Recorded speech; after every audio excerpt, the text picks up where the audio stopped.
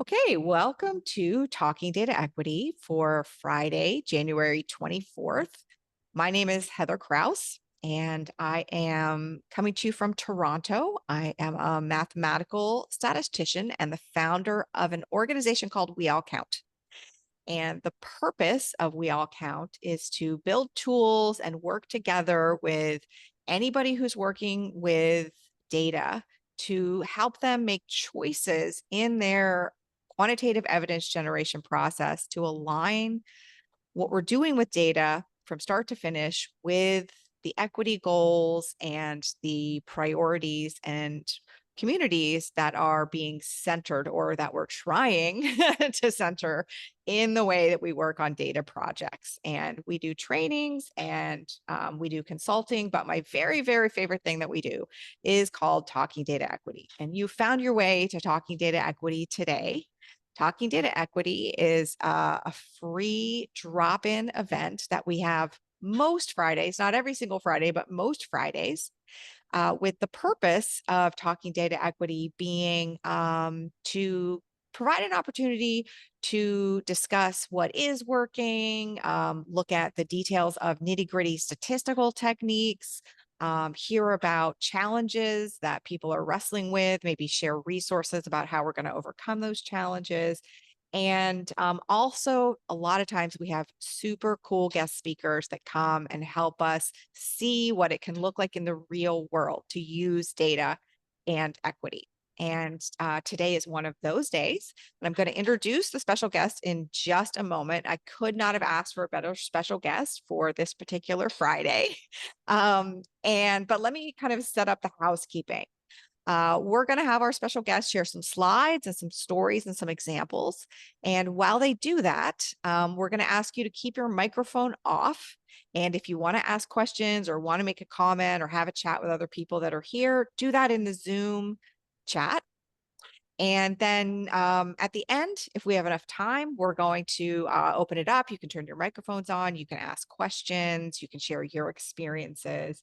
And this is going to be recorded and shared in the We All Count Data Equity Community Forum. I put the link in the chat right there. That's not a membership site. You can always find your way over to that site, watch previous recordings of Talking Data Equity, and you can ask questions there. There are lots and lots of people from all kinds of sectors, all kinds of countries that are sharing their ideas, their resources. Feel free to jump in there and ask questions. Okay, so in an attempt to talk less and give our amazing guest speaker more time, I'm going to stop with the housekeeping. And I am really, really, really excited to introduce you to Dr. Tanya Golash Boza. And I know many of you are already familiar with Dr. Golash Boza's work because I got several requests to invite Dr. Golash Boza as a special guest, and I was thrilled that she was willing to make time in her extremely busy schedule to be with us today. And like I said, it just could not be on a better day. Dr. Tanya Golash Boza is the executive director of the University of California, Washington Center. And when they say Washington, they mean Washington, D.C. She is the founder of the Racism, Capitalism, and the Law Lab and a professor of sociology at the University of California, Merced. She has spent her scholarly career working to understand why racial and economic disparities exist, how racism intersects with capitalism, and how our legal system upholds these inequities. She's the author of over 50 academic articles and 6 books. And her latest book is based on research funded by the National Science Foundation titled Before Gentrification, the Creation of the DC Wealth Gap. And we will be putting links to all of those resources and many others that I highly encourage you to purchase or get at your local library. We'll be putting those in the community forum as well. So Dr. Golash Boza, thank you so much for joining us. I'm going to turn it over to you. Thank you. It's really great to be here. And thank you so much for taking time out of your Friday to come hear a little bit about Washington, D.C. I know D.C.'s been in the news all week. But what I'm going to share with you is a story that's really not in the news. It's a story of the people of Washington, D.C., as a city, but also a city that's been significantly affected by decisions made in the federal government, something that's obviously at top of mind this week. So, white people in the United States have, on average, 8 times the wealth of Black people. Wealth is important because it can be used to create opportunities, maintain financial security, and pass along a legacy to the next generation. And this is particularly the case in the United States, where an unexpected medical bill can put you in lifelong debt. And it's nearly impossible to send your children to university without significant wealth unless you want to put them in lifelong debt. So people who study wealth inequality in the US focus on home ownership because inequality in home equity accounts for most of the racial wealth gap. White people have more wealth than Black people in large part because they're more likely to own homes and their homes are worth more. There's a significant racial home ownership gap in the United States. Less than half of Black people own the home where they live, as compared to 3/4 of white people. So activists have long fought to narrow the racial home ownership gap because of its relationship to the racial wealth gap. So it seems logical that we can narrow the racial wealth gap by promoting Black homeownership, but is this actually true?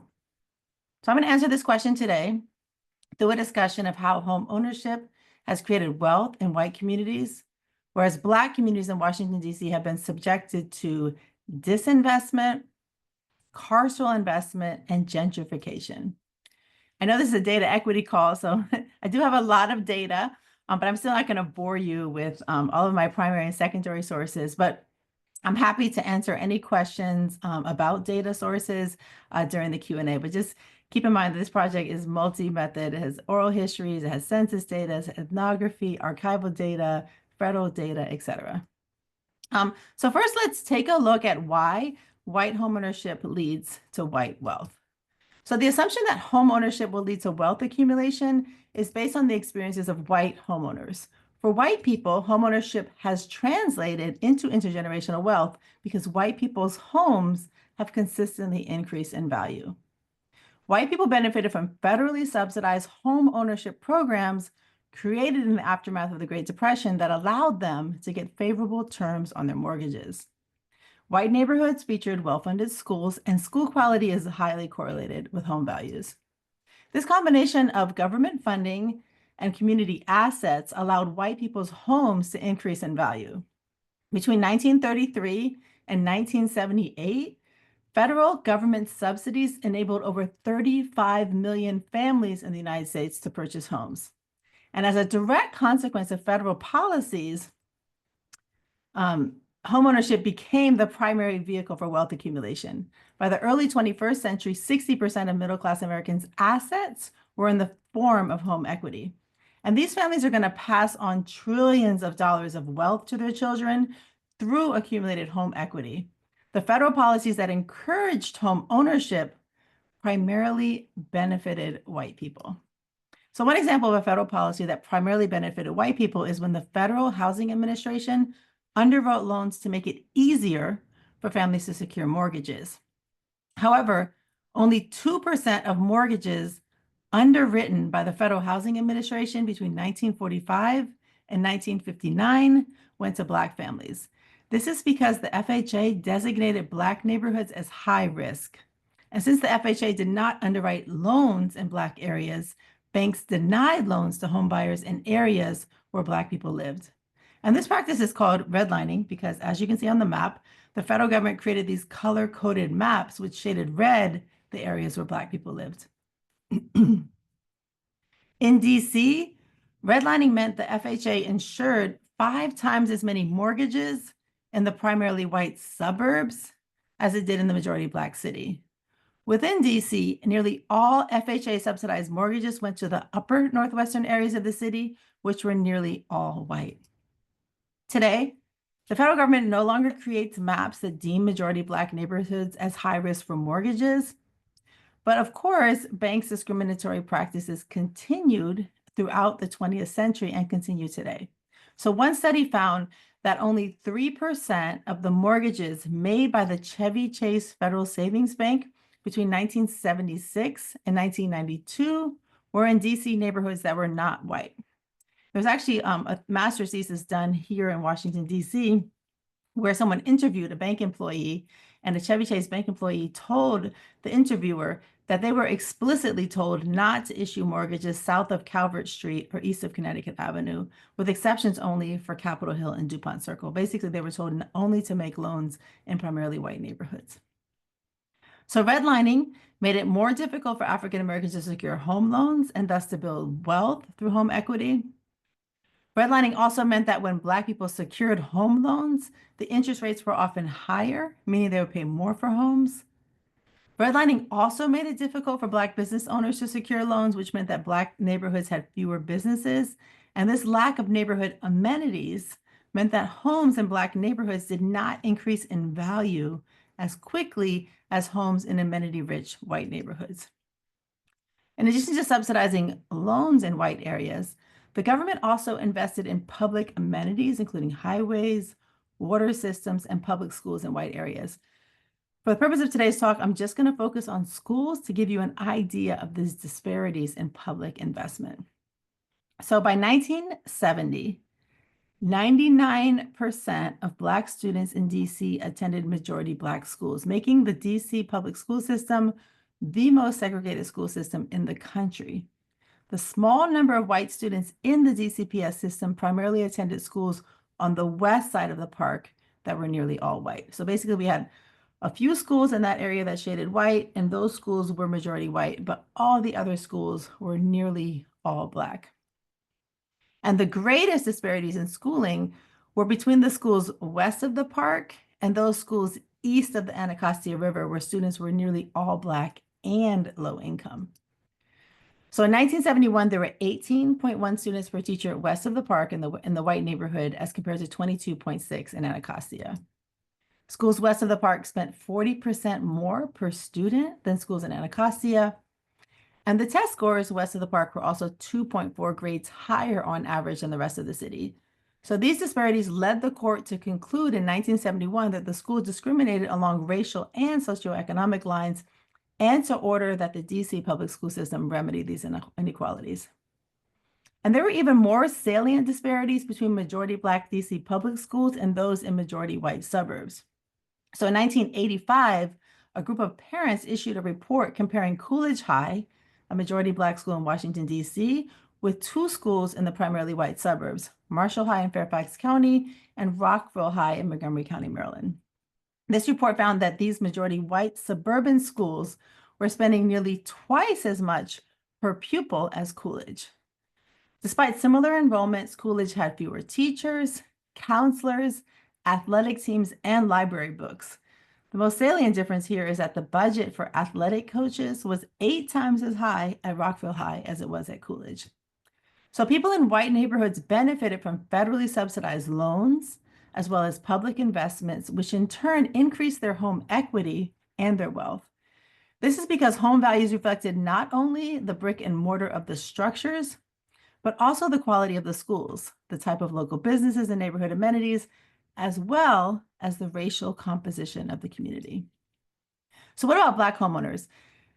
Black people also purchased homes during the housing boom of the mid-20th century. So only 1 in 5 Black people lived in homes they owned in 1940, but by 1950, 1 in 3 Black people did, and by 1970, over 40% of Black people in the United States lived in homes they owned. Notably, there was a greater percentage increase in Black homeownership than white homeownership each decade between 1940 and 1970. The number of Black homeowners in Washington, D.C. increased 6-fold between 1940 and 1970. By 1970, there were nearly 45,000 Black homeowners in Washington, D.C. Despite this growth in home ownership for Black people in D.C., we continue to see significant wealth inequality. In the Washington metropolitan area, white people have 81 times the wealth of Black people. So high rates of home ownership did not reduce the racial wealth gap in Washington, D.C. So let's take a closer look at how Black people were able to purchase homes in the D.C. area in the 1950s. Up until 1948, most houses north of Park Road in DC had racially restricted covenants in their deeds. These are contractual agreements that prohibit the sale or rental of properties to Black people. And this covenant right here is actually from the home that my parents purchased in 1976. We had no idea at the time that that home in Northwest DC had been previously restricted from African Americans. So developers used these covenants to prevent African Americans from purchasing most of the homes built during the housing boom of the early to mid 20th century. So researchers at Prologue DC, a history company in DC, have identified tens of thousands of covenants and petitions in DC. So this map marks the racial deed covenants in blue, and then the petition covenants in red. And actually, this is an ongoing project, so this map is not complete. And if anyone wants to volunteer for this project, they're looking for volunteers to help continue to fill out this map. So you can find more information about that at their website, which is mappingsegregation.com. So, but anyway, in 1948, the Supreme Court deemed that racially restrictive covenants were unenforceable, which made it feasible for Black people to buy homes in neighborhoods which until that point had been primarily white or exclusively white. But then there was a second Supreme Court decision that ordered schools to desegregate. With that decision, white people began to leave the city in droves, making it possible for thousands of Black people to move into homes in those areas formerly restricted to whites. And this is really interesting because the 1948 decision made the covenants unenforceable, but there weren't a lot of homes for sale, so Black people were not moving into these neighborhoods in large numbers. But the 1954 decision, which was the desegregation decision, led to a lot of white people making the decision to leave the city, which really opened up home ownership opportunities for Black people. So Dr. Clarence Hinton is one of the African Americans who purchased a home in an all-white neighborhood. So when Dr. Hinton purchased his home at 13th and Farragut Streets in Northwest in 1953, he was the first Black person on his block. So before 1953, this home, which had been built in the 20s, and this whole block had only been occupied by white residents. And over the next 20 years, Dr. Hinton's block became all Black. So this process whereby white people left the city in droves is called white flight. So white flight happened across the city. The white population of the District of Columbia decreased by 1/3 in a generation. So like I said, white flight opened up homeownership opportunities for Black people. And by 1980, there were over 50,000 Black homeowners in Washington, D.C. So Black homeownership did not lead to Black wealth. One of the main reasons is that many homes in Black neighborhoods did not increase in value during the latter half of the 20th century, whereas homes in white neighborhoods did increase in value. So simply increasing access to homeownership is unlikely to diminish the racial wealth gap because neighborhoods where Black people live have consistently experienced disinvestment, and this is what needs to change. So whereas white neighborhoods got federal subsidies and good schools, Black neighborhoods experienced disinvestment.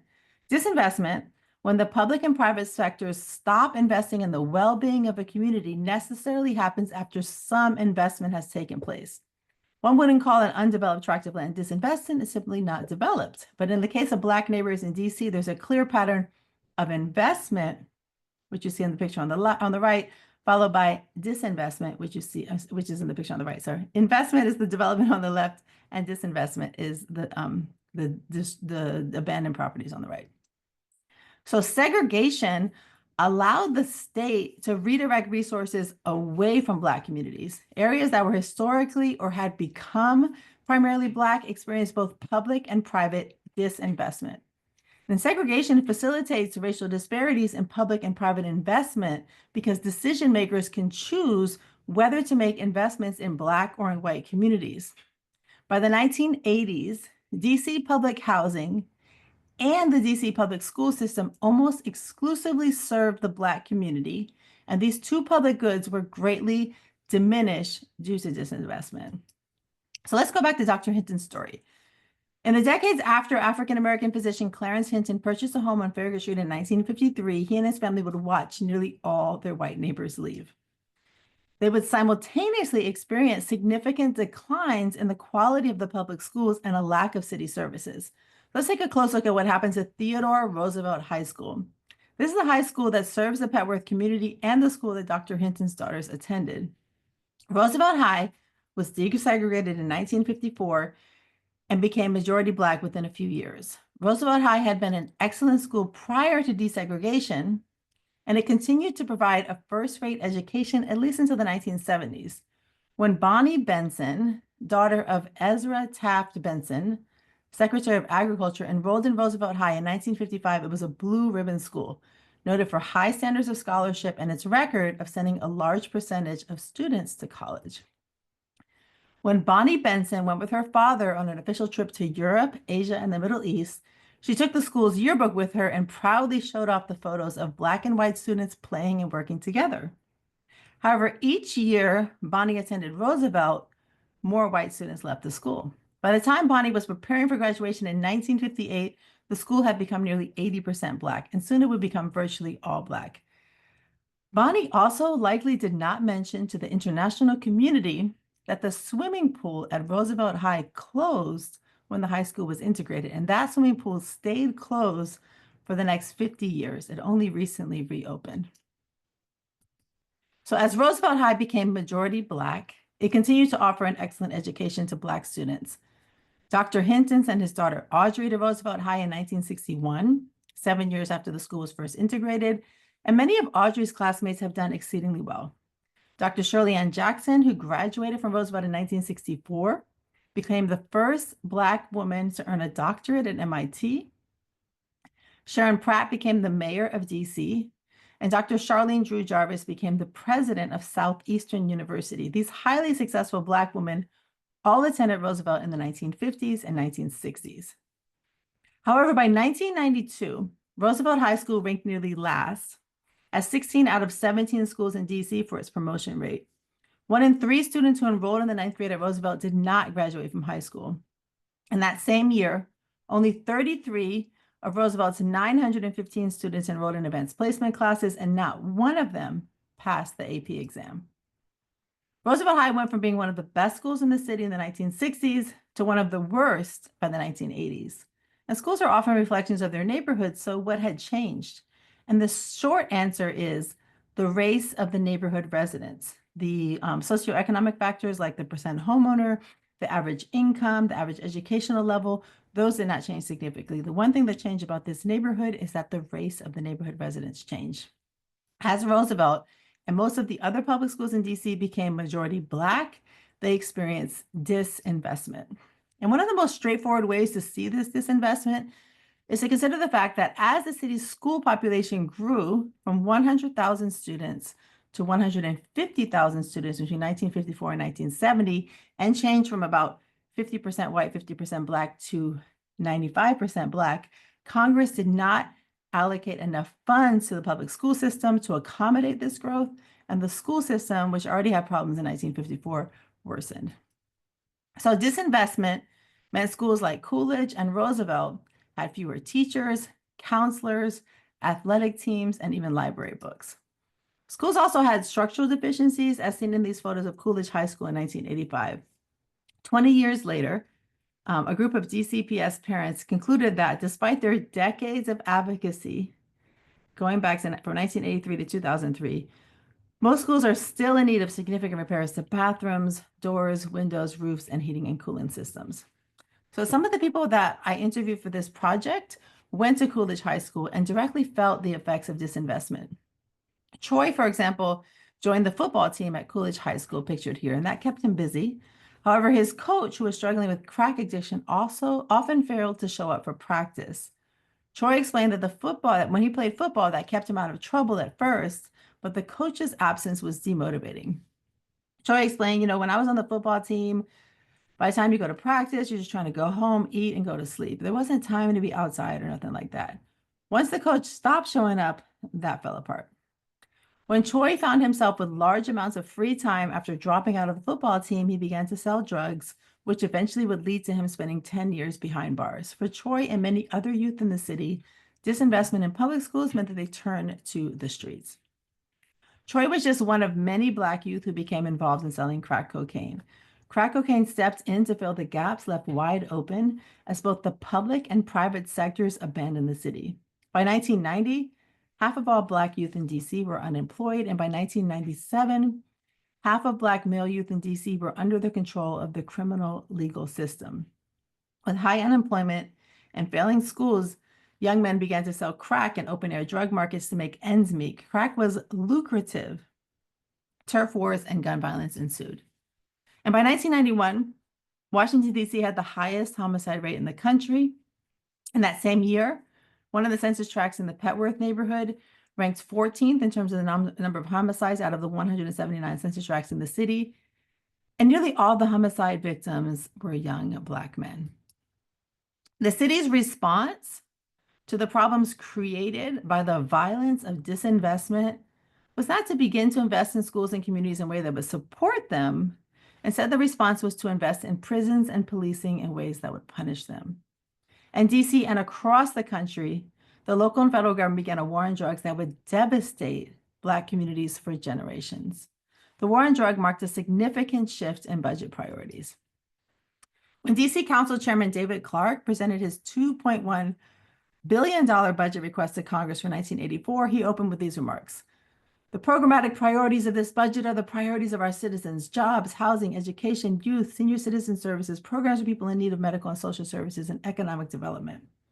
By the time of these comments, the departure of white residents and then of the Black middle class has shrunk the city's tax base, which left the city without the revenue it needed to attend to the needs of the remaining residents.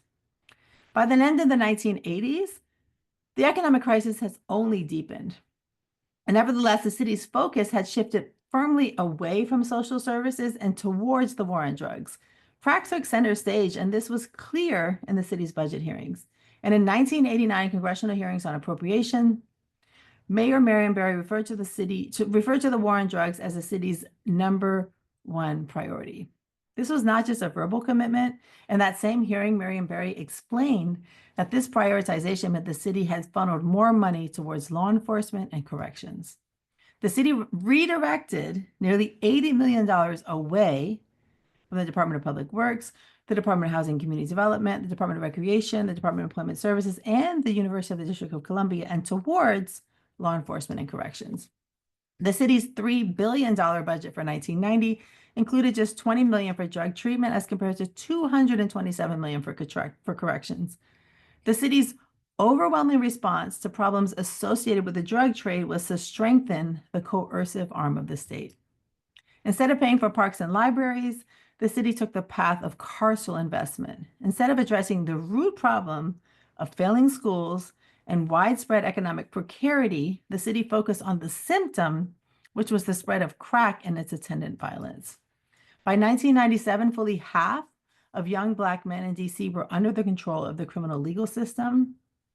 Black men in DC had an incarceration rate 36 times that of white men. The rate of incarceration in DC rose steadily from 378 persons per 100,000 residents in 1978 to a peak of 1,712 per 100,000 residents in 1994.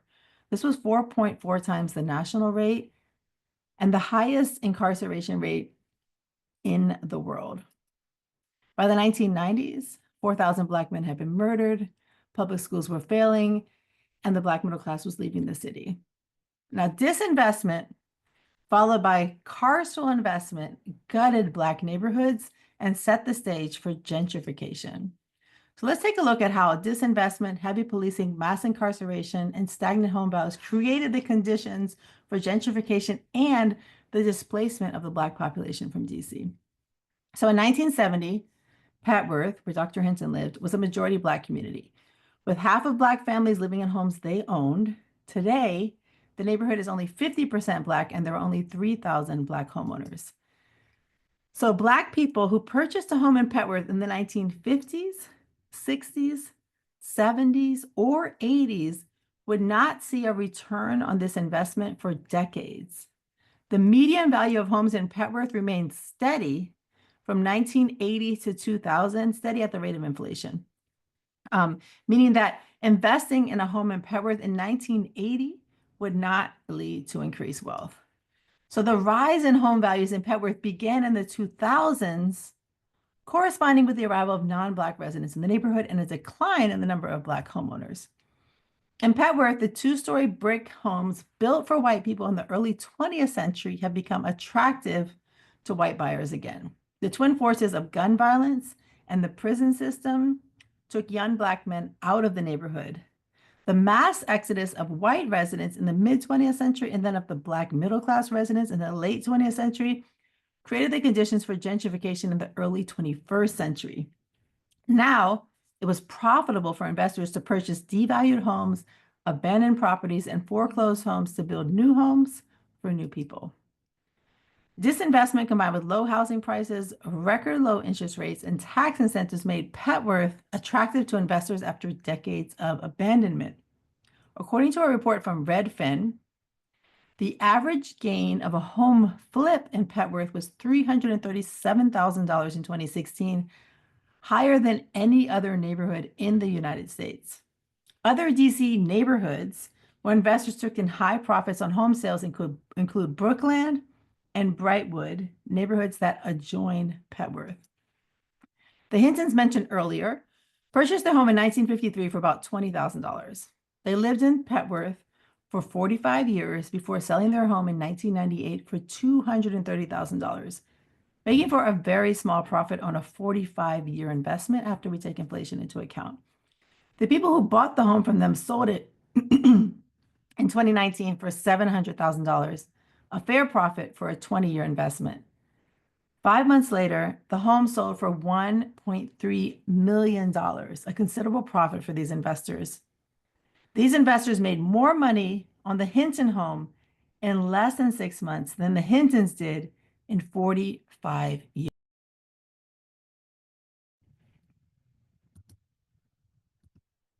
When Petworth was primarily Black, it experienced disinvestment. This disinvestment worked in various ways to depopulate the neighborhood, making it an optimal site of reinvestment. Today, Petworth has become profitable once again, but it's also become unaffordable for long-term residents. Decades of disinvestment in Black neighborhoods in DC meant that home values remained stagnant, preventing Black homeowners from accumulating wealth through home ownership. Schools in Black homeowning communities had high dropout and low college enrollment rates in the 1980s and 1990s. And when we add to this equation the carceral investment these neighborhoods experienced during the war on drugs, it becomes clear how and why Black families in DC have had difficulty maintaining home ownership across generations. And I will stop there so that we have time for questions. Thank you so much, Dr. Golash Boza. That is really, really helpful presentation. And I just want to amplify something that is in the chat, which is it's so nice to have this chilling reality laid out in such a real world step-by-step way that allows us to put data, put facts and figures to a common feeling or a hunch. The through line and step by step and real examples makes this presentation so valuable. Thank you so much. Thank you. Thank you. Yeah, you're welcome. So we're gonna give people who are in the room an opportunity to raise their hands, turn on their microphones, ask questions. I know there's lots of questions in the chat, and we'll get to those as well. If you're in the room and you want to turn on your mic, because there's a couple hundred people, it works best if you can find that little Zoom icon in the reactions part. I think it's heart on most people's Zoom right now. It changes all the time. I think there's a little thing that you can push to say raise your hand. If you can find that, go ahead and do that if you want to ask a question. If you can't find that, honestly, you can just turn your mic on. We don't want to, great. And, oh, hi, go ahead.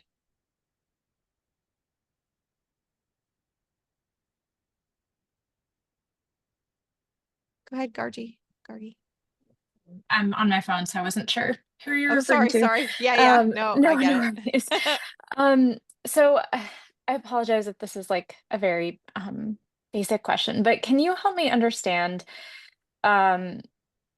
what is kind of the difference between gentrification and just like investment in the community, right? Is it that aspect of because in one of your slides, it said in the 90s, kind of that middle class exodus of Black middle class families.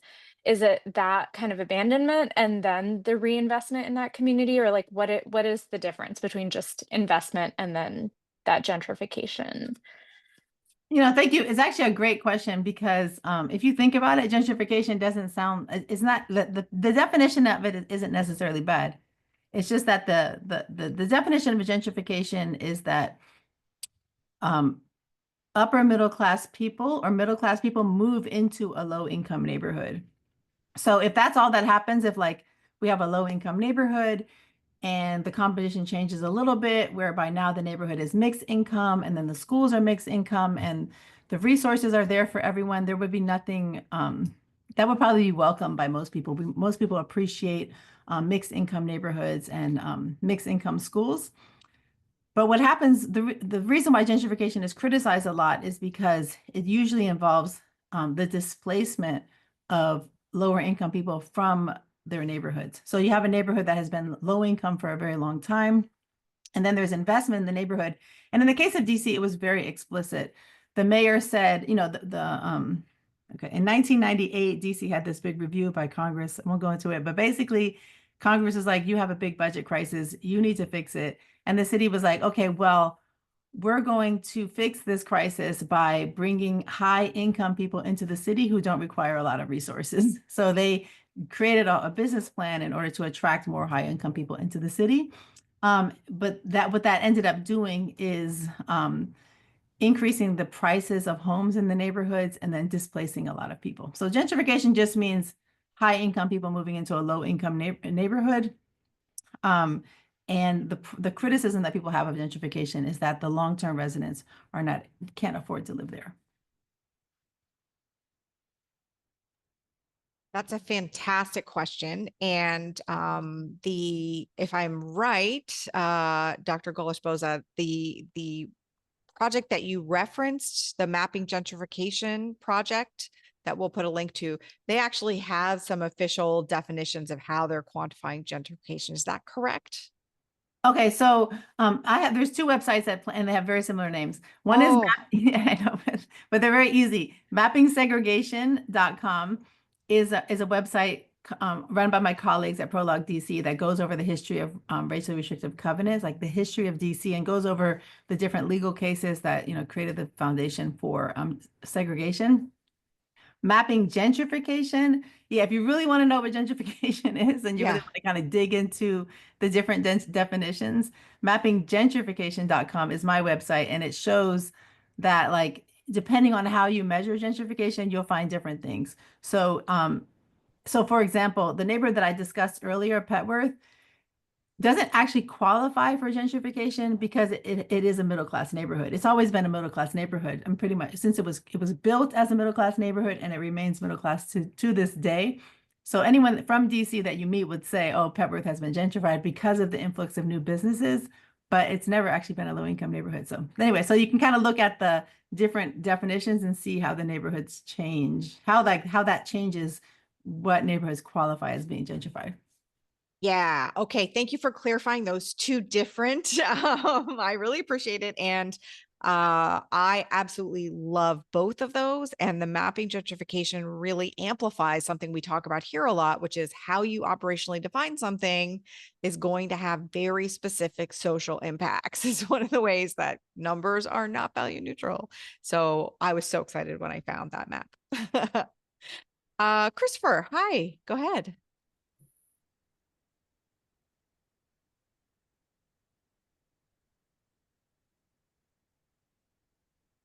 I can see that you're unmuted, but we can't hear you. At least I can't hear you.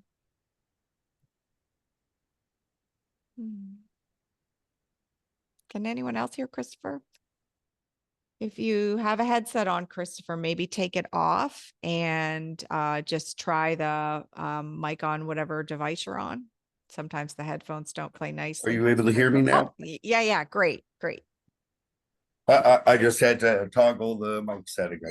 Yeah. My question is, could you talk or describe a little more what investment in these uh, communities and cities looked like before that disinvestment happened, and particularly government investment in housing? Yeah, absolutely. So in the like 1930s, President Roosevelt, when Roosevelt was president, there was a huge crisis in the housing market, and like half of all mortgages were about to go under. And the federal government decided that it needed to create a better system for people to be able to borrow money to purchase homes. So it poured a bunch of money into kind of the securities that back home mortgages and made it feasible for large numbers of US people that live in the United States to purchase homes. Now, when that happened in the 1930s, Black people were not explicitly excluded from those programs, but they were not able to purchase homes in neighborhoods, in the new neighborhoods where this was going to be a good investment, because those neighborhoods were built, but those neighborhoods were built by developers, and the developers decided that it would be more profitable for them to be able to sell homes that were restricted to whites. So in the 1930s, 1940s, a lot of developers, actually, I want to say going back to the 20s in DC, a lot of developers built these rows and rows of houses and developed these neighborhoods and sold the homes with the caveat like, purchase this home, we guarantee it'll remain a white neighborhood because we put these covenants in the deeds where Black people can't purchase homes. And I don't know for sure whether or not those developments were subsidized directly, but they were indirectly subsidized because the city would build, when there's a development, the city will build roads and highways going to it. And then certainly when we think about the suburban developments that were also happening and then really expanding in the 50s and 60s, the federal government and the local government invested a lot of money in building the highways. So you wouldn't want to live in a suburb unless there was a way to get to the city. So building the highways, building the water systems,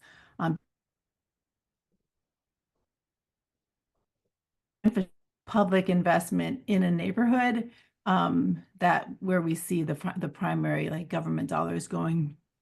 It just so happens that those dollars were unevenly distributed racially because Black people were prevented from moving into these neighborhoods with all the new amenities.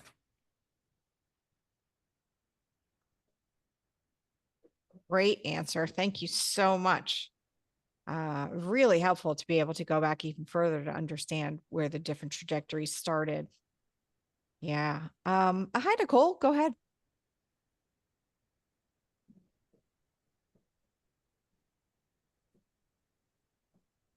Hey, so sorry. Stepped away from my computer for a quick second.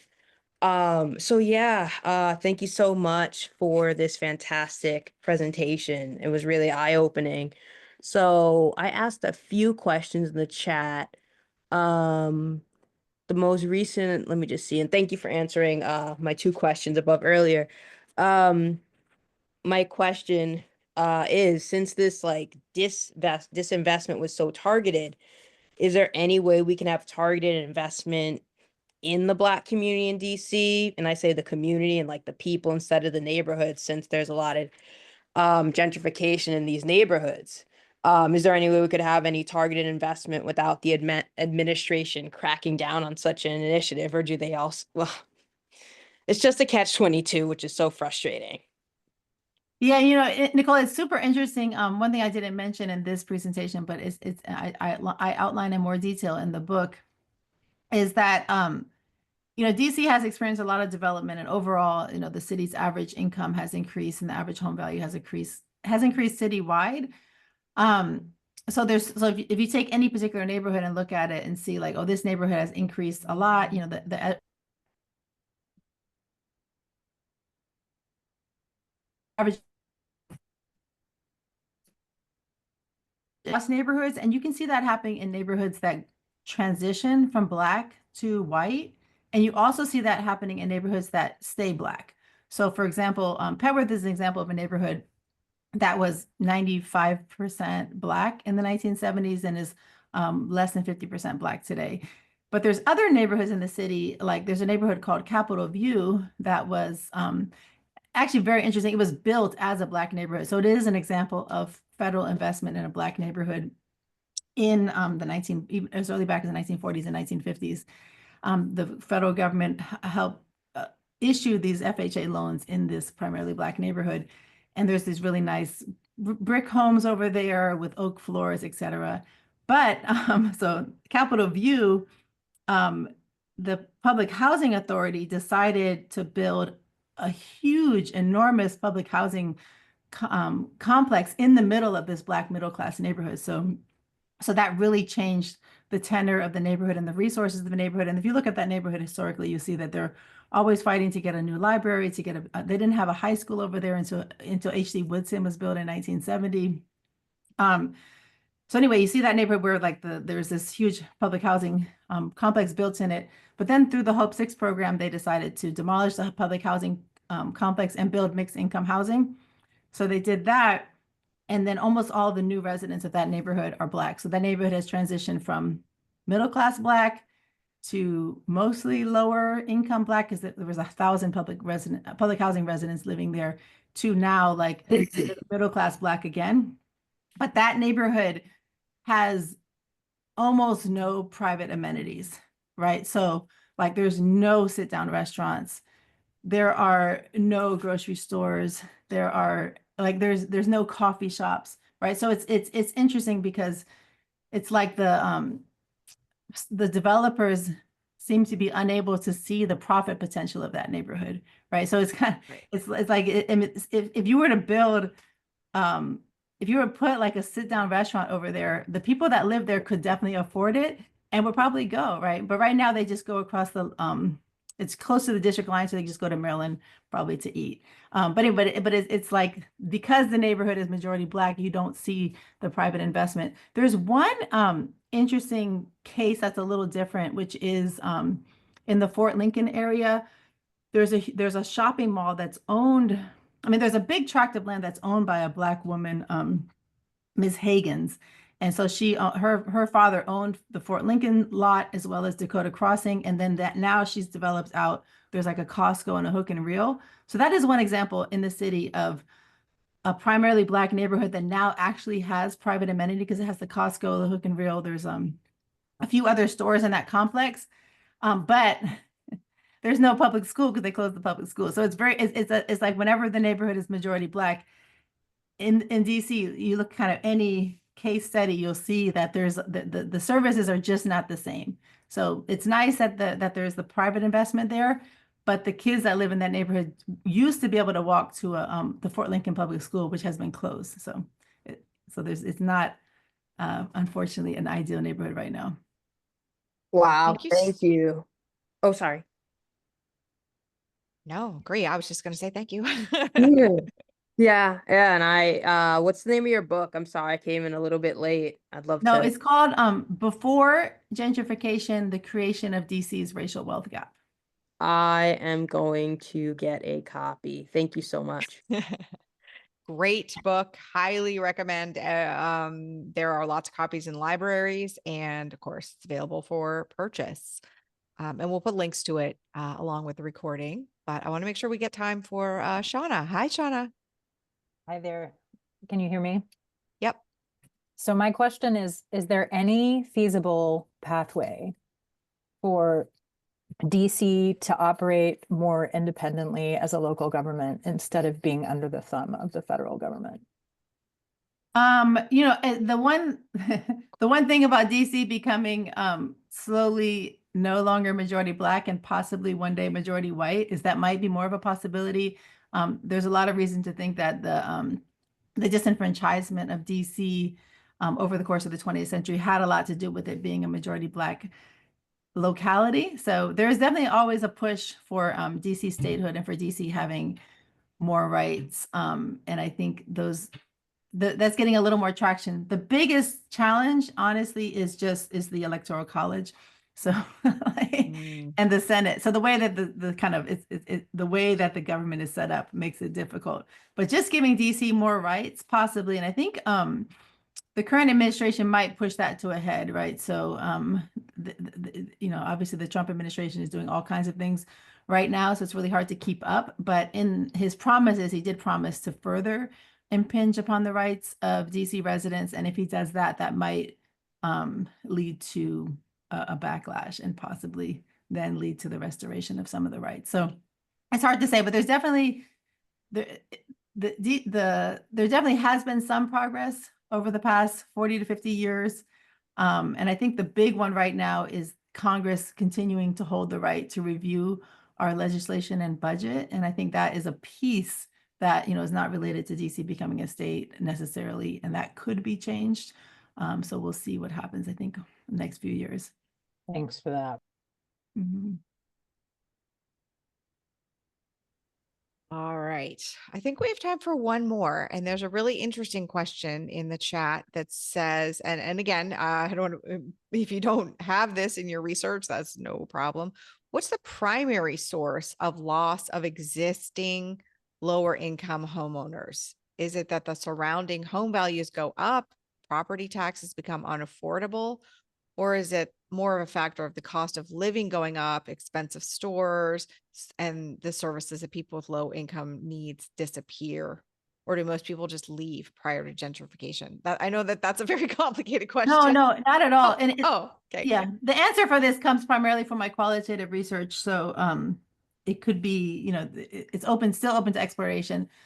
But basically what I found is that African Americans who purchased homes in Petworth and these other neighborhoods in the 1950s and 1960s, there wasn't a ton of turnover. So their homes didn't increase in value, but that actually meant that they were pretty unlikely to sell them because it wasn't really a big incentive to sell them. And then there's definitely a sentiment in the Black community in DC not to sell the home, to hold on to the home.